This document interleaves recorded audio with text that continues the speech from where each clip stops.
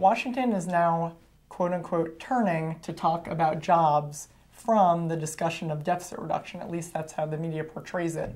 I think us here at Concord get a little upset when we hear that being portrayed, because there doesn't have to be this trade-off between talking about the economy and talking about deficit reduction, because as we've been saying over and over again, these two should be compatible, not in opposition. Right. I mean, it's mutually reinforcing. It's sort of a synergistic relationship between long-term fiscal responsibility and short-term stimulus.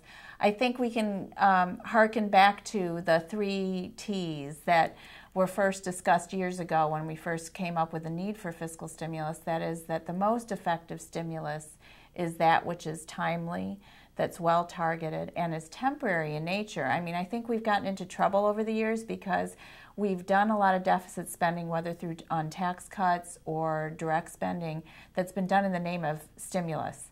And yet, a lot of times what we're doing is committing ourselves to a program that ends up being much more permanent than we anticipated, permanent and deficit finance. So that's doing the worst because it's removing actually the stimulative effect of the temporary nature of policies, and then it's getting us into trouble in terms of the long-term fiscal outlook at the same time. So I think that's really crucial at this point in time when we're so concerned with the debt limit deals super committee's mission and concerned with the lack of job growth in our economy, is that we got to remind ourselves, hey, there's good stimulus, there's bad stimulus. There's good deficit reduction, there's bad deficit reduction.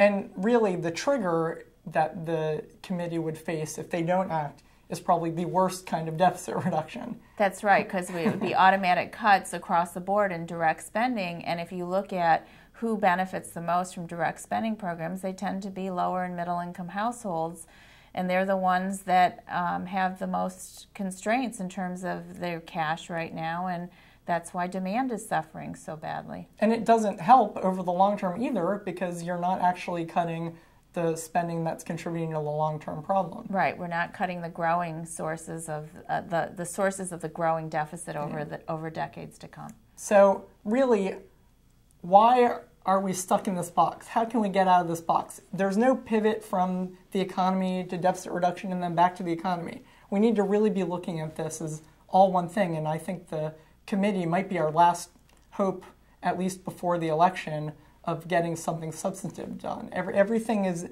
in line for them to be able to take some action. They have the procedural tools at their advantage, and certainly the public is clamoring for something to be done on both things.